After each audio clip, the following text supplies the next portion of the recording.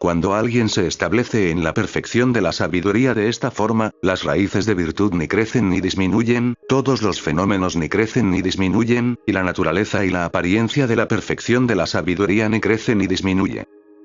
Honrado por todo el mundo, cultivando la perfección de la sabiduría de esta forma, uno ni abandona el fenómeno de los seres ordinarios, ni aprehende el fenómeno de los sabios y de los seres santos. Toda nuestra percepción ilusoria se basa en el crecimiento y la disminución. Al igual que un vaso se llena de agua y se desborda, o un río se llena y se seca.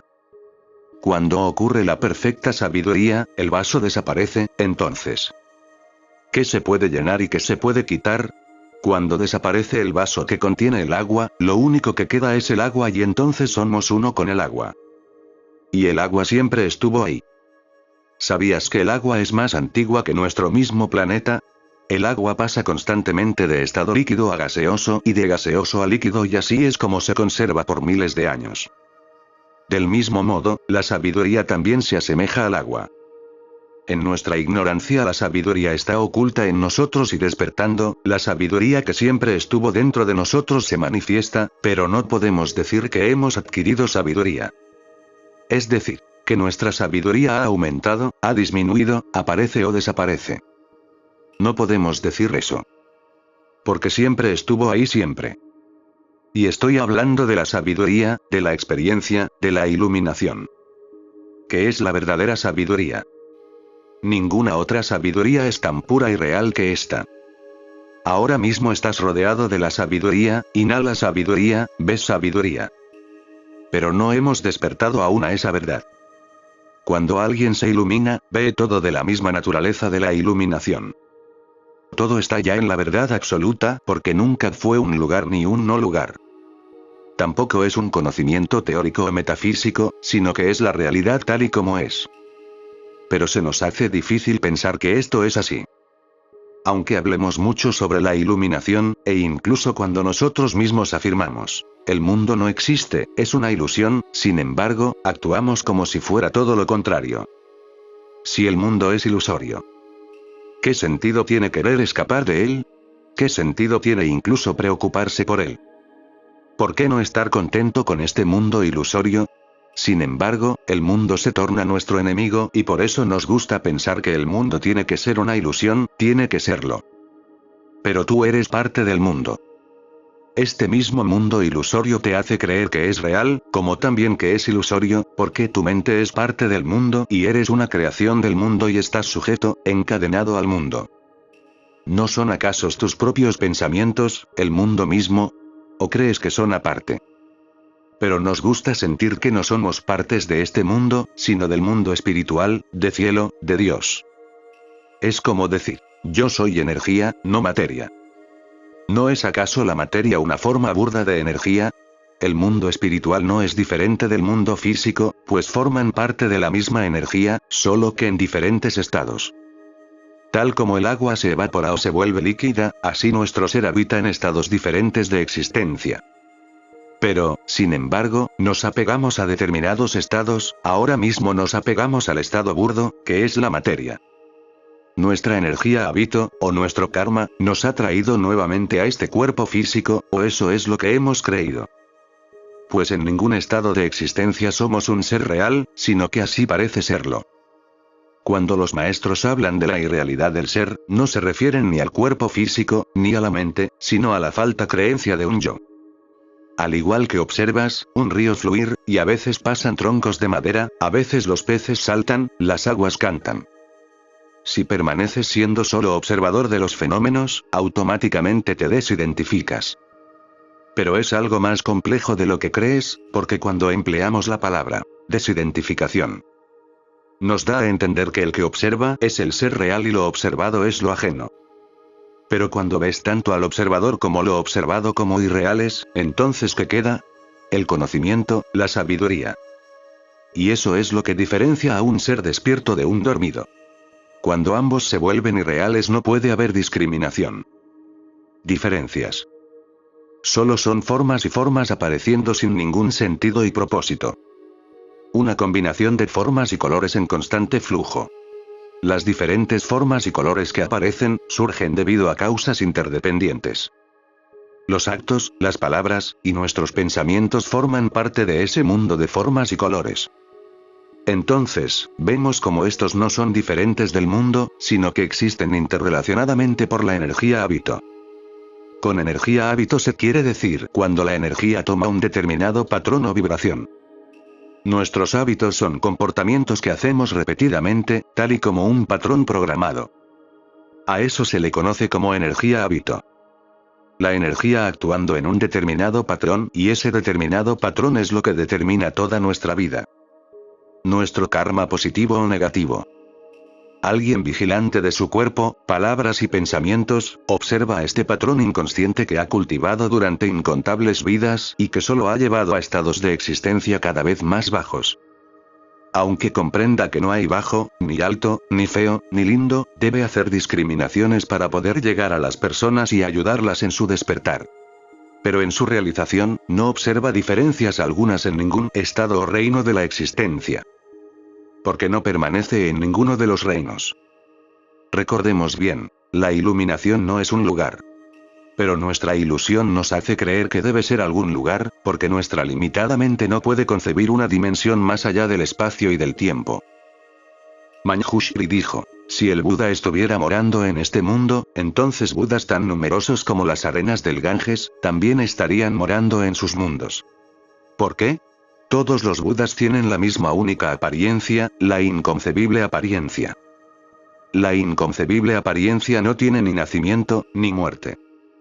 Si los Budas futuros fueran a aparecer en sus mundos, entonces todos los Budas del pasado, presente y futuro, también tendrían que aparecer en sus mundos. ¿Por qué? En lo que es inconcebible, no hay apariencia de pasado, presente o futuro. Sin embargo, los seres sintientes están atados a sus percepciones, y dicen que hay Budas que aparecen en el mundo, y Budas que entran en el nirvana. Solo en el espacio-tiempo, ocurre la ilusión de diferencias.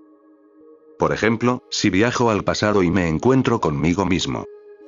Inmediatamente, ocurre una paradoja difícil de concebir para nuestra mente.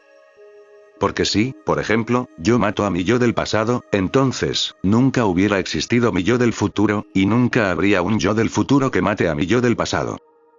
Y todo esto ocurre porque se supone que somos la misma persona, pero al manipular el tiempo, ocurre la ilusión de que somos seres diferentes. El tiempo y el espacio es lo que nos hace concebir las diferencias entre los seres. Él está allí, tú estás aquí. Él está en el pasado, tú estás en el futuro. Pero los Budas han roto estas barreras. El Buda Gautama, no es diferente de ningún otro Buda. Cuando alguien se hace un Buda, no hay diferencias entre ese Buda y todos los Budas del pasado, presente o futuro. Por eso el Buda tiene conocimientos ilimitados, debido a que habita en todos los tiempos y espacios a la vez. Por eso se dice que es inconcebible. Nuestra limitada mente atrapada en las dimensiones del espacio y el tiempo no pueden concebir. Por eso Buda habla de otros Budas que nunca nadie conoció, excepto él. Porque muchos de esos Budas pertenecen a otros universos, o al pasado, o al futuro. Los Budas que aparecerán en el futuro ahora mismo están ayudando a todos los seres del pasado. Los Budas que son de otros universos también ayudan a los seres de otros universos, de todos los universos. Por eso hay tantos Budas nombrados por Gautama, el Buda del que solo él tiene conocimiento, porque él se ha convertido en todos esos Budas. Pasados, presentes y futuros.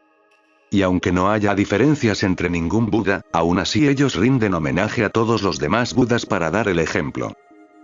Para que las personas no solo se apeguen a un Buda de un determinado tiempo y espacio, sino que valoren, aprecien a todos los Budas por igual, porque todos son el mismo Buda. En el Vajrayana siempre te dicen que observes a tu maestro como el mismo Buda, y que cuando estés alejado de él, visualízalo siempre por encima de tu cabeza. Inténtalo. Visualiza a un Buda o a tu maestro espiritual por encima de tu cabeza todo el tiempo. Sentirás una conexión espiritual muy profunda todo el tiempo. Sentirás su presencia siempre, y sentirás que tu conciencia es más estable. Si no puedes visualizar bien, simplemente visualiza una luz blanca por encima de tu cabeza que represente la presencia de todos los Budas. es igual de efectivo. El color blanco significa pureza, también significa descendencia, energía, descendiendo desde tu coronilla y que baña todo tu cuerpo con ella. Pero si la visualizas roja, sentirás que tu energía sube. Te sentirás ingrávido, en el aire. Si la visualizas azul, sentirás una conexión con la vacuidad del espacio. Sentirás poco tu cuerpo y todas tus energías se equilibrarán y purificarán, pues el azul representa sanación y purificación. Cualquier Buda que visualices, teniendo fe y amor por él como tu maestro espiritual, entonces la presencia del Buda realmente se sentirá allí. Porque el Buda tampoco está contenido en ninguna forma física en específica, por lo que un Buda imaginario o físico no tienen diferencias. Manjushri preguntó, honrado por todo el mundo, ¿qué es el samadhi de la acción única? Si entre los buenos hombres y las buenas mujeres, están aquellos que aspiraron a entrar en el samadhi de la acción única, deberían de sentarse adecuadamente en un espacio abierto, mirando en dirección a un Buda, abandonando los pensamientos distractores y las apariencias, enfocando sus mentes en ese Buda, y repitiendo su nombre. Si pueden continuar, pensamiento tras pensamiento, pensando en un Buda, serán capaces de ver en sus mentes a los Budas del pasado, presente y futuro. ¿Por qué? Porque el mérito adquirido al pensar en un Buda es inmensurable e ilimitado. No es diferente del mérito logrado al pensar en innumerables Budas, pues el inconcebible Dharma de los Budas es idéntico y no diferenciado. Normalmente, creemos que solo recibiendo las enseñanzas nos haremos sabios, que solo al recibir las enseñanzas crece la sabiduría. Pero hay una forma de ser sabios sin hacer uso de las palabras, y es simplemente contemplando al maestro espiritual, fijamente, sin distracción, con fe y respeto. El simple hecho de observar a un Buda de esta forma hace que en nuestro interior brote la sabiduría, porque solo el corazón entiende realmente las enseñanzas. La mente lógica nunca las comprenderá. Buda está dando aquí un método para transformarte con tan solo mirar, observar al maestro espiritual. No se puede comprender a un Buda solamente con la mente lógica, sino que uno tiene que hacer uso del silencio y la contemplación. El silencio es una forma de saber muy extraña y nueva para nosotros. Creemos que en silencio no es posible saber nada. Pero, si eso fuera cierto, nunca sabríamos nada de lo que sabemos ahora, pues en la primera etapa de nuestra vida, cuando éramos bebés, no teníamos conocimiento de las palabras, pero, sin embargo, adquirimos conocimiento. ¿Pero cómo? ¿Cómo es posible aprender en el silencio? Aprender en el silencio es la forma más pura de aprender, y es la forma en que los niños aprenden. Si queremos realmente recibir el conocimiento profundo de la verdad, tenemos que ser tan receptivos como niños.